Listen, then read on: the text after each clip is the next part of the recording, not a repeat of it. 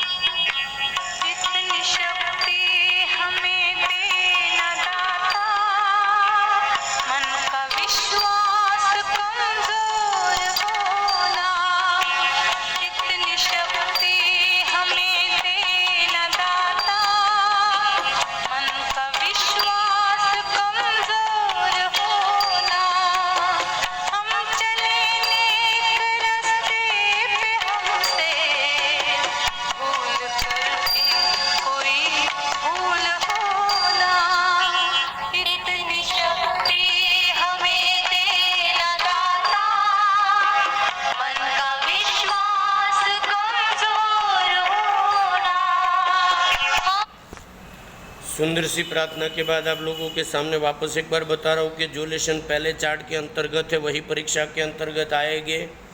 पहला, दूसरा, चौथा, पाँचवा, छठा, आठवां, 9वां, 10वां, 11वां, 13वां, 17वां, 18वां, 19वां और 20वां।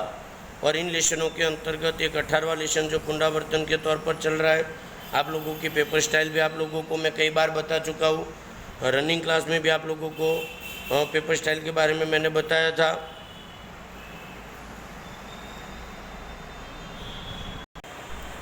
आप लोग पेज नंबर 10वीं कक्षा के बच्चे 155 नंबर पेज पर आ जाओ। जो ग्राहक सुरक्षा के उपाय है उसमें जो आपकी किताब में अगर जाओ तो पहला उपाय है त्रिस्तरीय अदालतों का निर्माण करना। दूसरा है ग्राहक मंडल। मैं आप लोगों को तीसरा और चौथा जो आप लोगों का मुद्दा है उनको समझाने का प्रयत्न कर रहा हूँ पेज नंबर 155 पर। तो उसके अंतर्गत आप लोग अगर देखो तो सार्वजनिक वितरण प्रणाली अर्थात पीडीएस, पब्लिक डिस्ट्रीब्यूशन स्कीम। तो सार्वजनिक वितरण प्रणाली, तो उसका पहला मुद्दा बनेगा बेटा आप लोगों का क्या, उसको अंग्रेज में क्या कहते हैं, पीडीएस। पीडीएस मतलब पब्लिक डिस्ट्रीब्यूशन स्कीम। उसके अंतर्गत हिंदी में उसको क्या कहते हैं, उचित मूल्य की दुकानें।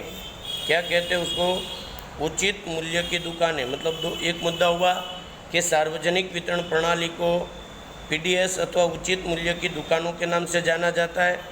नंबर 2, उसमें क्या क्या दिया जाता है, अच्छी गुणवत्ता वाला माल, निश्चित मात्रा में राहत दर पर अनाज और अन्य वस्तुएं उपलब्ध करवाई जाती है। इस माध्यम से ग्राहकों को खुले बाजार से, इसकी विशेषता क्या होती है कि इसकी विशेषता ये है कि इस माध्यम के अंतर्गत ग्राहकों को खुले बाजार में अधिक भाव लेने, हल्की गुणवत्ता वाले माल सामान और सार्वजनिक और कम मात्रा में मिले वाली वस्तुओं द्वारा होने वाले शोषण से बचाया जा सकता है। मतलब पहला उसको अंग्रेजी हिंदी में क्या कहते हैं, दूसरा कौन सी वस्तु उपलब्ध करवाई जाती है, और उसका उद्देश्य इतना ही है कि गरीब ग्राहक बाजार में शोषण से बच जाए। मतलब 3 मुद्दे आप लोगों को बनाने हैं, एक अंग्रेजी और हिंदी नाम, दूसरा इसमें क्या क्या दिया जाता है, आप मन से भी लिख सकते हैं कि अनाज, चावल, तेल वगैरह इसमें सस्ते दर पर दिया जाता है। और उसका उद्देश्य क्या है कि भाई गरीब या तो कम मात्रा में मिलने वाली चीज़ वस्तुओं द्वारा जो ग्राहक का शोषण होता है उनके शोषण को रोकना इस पद्धति का मुख्य उद्देश्य माना जाता है। उसी क्रम में चौथा मुद्दा जो आप लोगों का है वो तोलमाप और चीज़ वस्तुओं की शुद्धता और प्रामाणिक कर्ता यंत्र कि तोलमाप और चीज़ वस्तुओं की शुद्धता प्रमाणित कर्ता तंत्र क्या होता है। तो उसमें मैं पढ़ रहा हूँ कि ग्राहकों के स्वास्थ्य और सलामती के रक्षण के लिए सरकार के कुछ कानूनी संस्थाओं की रचना की है और जो उत्पादकों के द्वारा तैयार हुए माल सामान और वस्तुओं की गुणवत्ता और शुद्धता की जांच पड़ताल करने का काम करता है उसे तोलमाप और शुद्धता की प्रमाणित कर्ता तंत्र कहा जाता है। वापस एक बार बता रहा हूँ कि भाई तोलमाप और चीज़ वस्तुओं मतलब ये क्या काम करता है कि अलग अलग व्यापारी जो है बाजार में उनके द्वारा मिलने वाली चीज़ वस्तु और सेवाओं की गुणवत्ता की जांच करने का काम ये तंत्र के द्वारा किया जाता है। उसी के अंतर्गत अगर आप आगे जाते हो तो उसके अंतर्गत पेज नंबर 156 पर यदि आप आते हो तो भारत सरकार ने गुणवत्ता का नियमन करने के लिए भारत सरकार ने चीज़वस्तुओं और सेवाओं की गुणवत्ता का नियमन करने के लिए सन 1900 मतलब पहला मुद्दा ये संस्था क्या काम करती है, शुद्धता का जांच करने का काम करती है।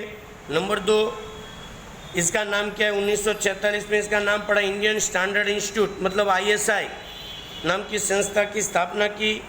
नंबर नेक्स्ट 1986 में इसका नाम बदलकर ब्यूरो ऑफ इंडियन स्टैंडर्ड्स मतलब BIS, दोनों के सिंबल आप लोगों की किताब में बाजू में है, ISI और BIS। मतलब पहला जो मुद्दा आप लोगों का होगा ये शुद्धता की जांच करता है। नंबर 2 संस्था की स्थापना कब हुई, कौन से नाम से। नंबर 3 इनका नाम बदलकर क्या किया गया, कब, वगैरह वगैरह वगैरह। अब आगे के अंतर्गत उसी क्रम में जाओ तो यह योग्य गुणवत्ता वाले विभिन्न उत्पादकों को ISI का मार्क या उत्पादक के उपकरणों का उपयोग करने की छूट देता है। मतलब इसकी विशेषता कि ये संस्था कोई भी प्रकार की वस्तु की गुणवत्ता का उपयोग करने की क्या देता है, छूट देता है। अब उसके अंतर्गत जो पहला पैराग्राफ है आप लोगों का ये वाला पैराग्राफ, इसके बाजू में आप जो कृषि शब्द लिखा वहाँ पर आप लोग लिख दो ताकि आपको पता चले कि भाई एग मार्क लिख दो। मतलब एक एक सिंबल आपको मैं बता रहा हूँ। सबसे पहले एग मार्क, तो एग मार्क के अंतर्गत क्या मतलब पहला मुद्दा आपको इसको देना है एग मार्क, 1 नंबर दे दो एग मार्क। उसमें क्या लिखना है, तो एग मार्क किसके ऊपर लगता है बेटा कि कृषि पर आधारित चीज वस्तु, वन उपज, बागायती, पशु उत्पाद की वस्तु हो उनका गुणवत्ता की जांच करने के लिए एग मार्क का सिंबल लगाया जाता है। एक मुद्दा हुआ कि एग मार्क किसके ऊपर लगाया जाता है, कृषि आधारित चीज वस्तु, वन उपज, बागायती वस्तु, पशु उत्पाद की वस्तु वगैरह वगैरह वगैरह। नंबर 2 एग मार्क लगाने का कानून कब आया, 1936 में। और भारत सरकार का कौन सा विभाग इसका संचालन करता है, DMI मार्केटिंग इंटेलिजेंस डिपार्टमेंट या तो department of marketing institute, DMI department of marketing institute ये एग मार्क का सिंबल लगाता है। और यदि ग्राहक को इस मार्क का संबंधी कोई शंका कुशंका उत्पन्न होती है तो BIS अपने नज़दीक में जाकर शिकायत करवा सकता है। मतलब एग मार्क में 2 ही मुद्दे बना सकते हो, एक कौन सी वस्तु पर एग मार्क लगता है और एग मार्क का कानून कब बना और उसकी संस्था का नाम क्या है। नंबर नेक्स्ट नीचे चले जाओ तो उसमें आप लोगों को लिख लेना है वॉलमार्क। क्या लिखना है, वॉलमार्क किसके ऊपर लगता है मैं पढ़ रहा हूँ, 2 नंबर आपको लिखाना है वॉलमार्क के सोने के आभूषण की खरीदी के समय BSI मार्क के साथ सोने की शुद्धता के नंबर जैसे कि 916 अर्थात 22 कैरेट सोने की शुद्धता दर्शाता है हॉलमार्क मतलब पहला आप लोगों को लगना है कौन सा सिंबल लगाया जाता है, हॉलमार्क। कौन से सोने और चांदी की वस्तु पर कौन सा सिंबल, तो कि हॉलमार्क क्या प्रदर्शित करता है कि 916 अथवा 22 कैरेट ये दर्शाता है। केंद्र का जो लोगों के जे जिस वर्ष में हॉलमार्क हुआ हो उस वर्ष का मतलब जे 2008, जे 2015, जे 2016 वगैरह, मतलब आप जिस वर्ष में सोना खरीदोगे उस वर्ष के अंतर्गत हॉलमार्क के तौर पर जे और वर्ष का नाम लिखा जाएगा। नंबर 3 आप लोगों की किताब में FPO FPO में केवल एक ही लाइन बनानी है कि किसके ऊपर लगता है, तो कि जाम फ्रूट, जाम मतलब आप लोग ये जो अलग अलग प्रकार की सॉस का उपयोग, टमाटर वगैरह सॉस का जो उपयोग करते हो उनके ऊपर, फ्रूट के ऊपर, जूस के ऊपर, स्क्वेरा के ऊपर, कैन या टीन के ऊपर वगैरह सब्जी के उत्पादन के अंतर्गत ये FPO का सिंबल लगाया जाता है। उसी क्रम में आगे जाओ